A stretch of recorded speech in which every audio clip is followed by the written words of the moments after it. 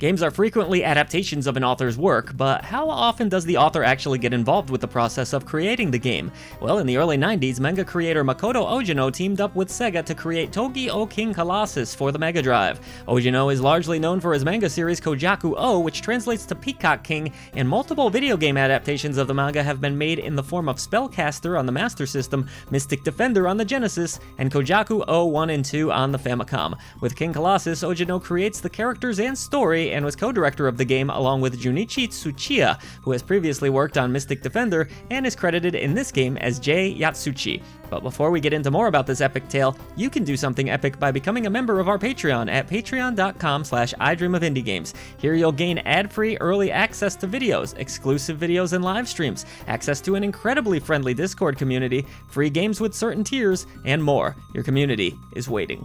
Back to King Colossus. It is an action RPG that was released on the Mega Drive in Japan on June 26th of 1992. While it was never released for Western markets, an English fan translation was created by Midget, so it now is more easily playable for a Western audience. Players will control a protagonist they will name who knows nothing about his parents and who was raised by an old man who took him in, but who lacks any tact, so he comes across as being more of a dick than he actually is. The adventure begins with a request to retrieve a stolen sword, and then starts a chain of events where the protagonist builds a reputation for skill in performing feats of bravery throughout the land. This reputation eventually catches the attention of King Carlim, who claims the protagonist as his champion to fight for him as a gladiator in the Colosseum, where is the point where the main arc of the story begins. As a gladiator, the protagonist will face off against other gladiators and monsters in battle, and also go on quests assigned to him by royalty. During the Colosseum battles, players will be able to choose between practice fights and ranking fights,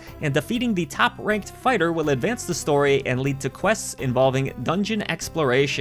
The protagonist is thrust into a situation filled with people who have ulterior motives pulling the strings, and it will be difficult to determine who is truly an ally or an enemy. The tale of King Colossus is one of facing what seems to be overwhelming adversity in a dark fantasy world, and then overcoming that adversity through inner strength and sheer willpower, along with the help from those who wish to liberate the world from the chains binding it. The progression in King Colossus is very linear, and it's possible to travel between locations available to you during a certain point in the game through selecting them on a map. Different locations will be open or closed depending on where you are in the story. Most of the game will be spent exploring dungeons, which can consist of towers, castles, caves, forests, ruins, and even an alternate dimension. These are mostly easy to navigate and generally involve finding keys or bombs to blow up walls or rubble to advance. There are puzzles in some of the dungeons that are fairly easy for the most part, but there are also a few where navigation isn't as straightforward as it might seem on the surface, such as a dungeon where you might have to fall down holes to explore areas otherwise inaccessible to you. The combat is very simple and involves the use of various kinds of weapons to increase your attack and give you different kinds of attacks depending on the weapon, a shield that can block certain projectile attacks, armor to increase your defense, and equipping a spell you can use. There are both melee and ranged weapons available, and certain weapons will be available against certain types of enemies, so changing weapons according to the situation can be rather helpful. Swords have limited range and a small area of attack, but they can also have a great deal of power. Ranged attacks are usually lower in stats, but are very useful, and the stronger ones can shoot multiple projectiles at once. There's also flails, there's rods, all types of different weapons that all play a little bit differently from one another. And then there's magic. There's quite a bit of it available to you, but it is limited, and the skills you do use a lot of your MP. It's really going to be important to have magic though, especially during boss fights. You can save pretty much anywhere in the game except for a few rooms in dungeons or in the latter part of the final dungeon,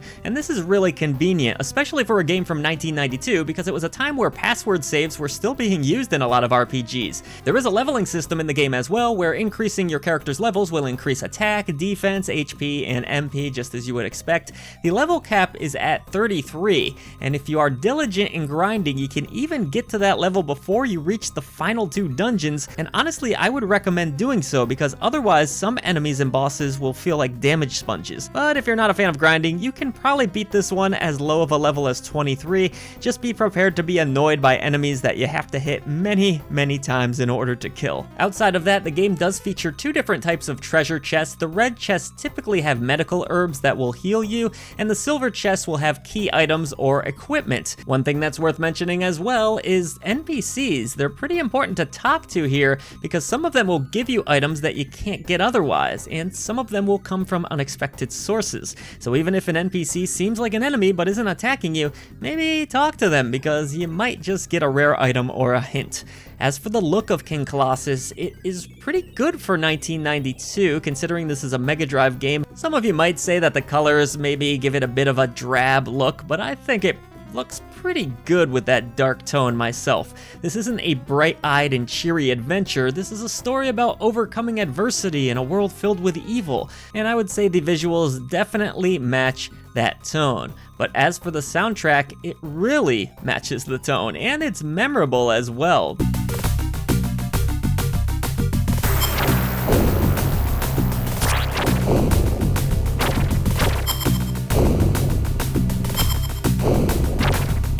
The Mega Drive sound chip is on full display here, especially the recurring theme that plays in the game during important story sections. Really enjoyed that.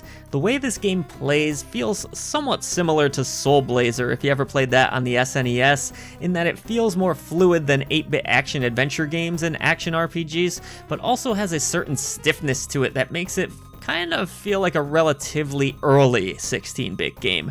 It is necessary to be precise when attacking with certain weapons, and if enemies get close to the point where they're touching your character's sprite, you really won't be able to hit them. So there's plenty of jank there. Getting a feel for the combat and developing strategies to keep enemies at a certain distance is really going to be necessary if you hope to succeed, especially in the later dungeons where enemies just have a ton of HP and they can swarm you. There's also some platforming in certain dungeons, and it can get up to Brainlord levels of frustrating near the end of the game, but I think it's very much worth pushing forward myself. The gameplay might be a turnoff for some modern players, but for those who can handle a bit of that retro jank, it's very much worth the effort because the rest of the game is quite good. I won't spoil the ending, but it will be amongst the most memorable endings in 16-bit RPGs. You've seen it, you know what I'm talking about. Overall, I consider King Colossus to be a bit of a classic that the West missed out on, which is a shame because it feels like they could have easily purchased the English translation, but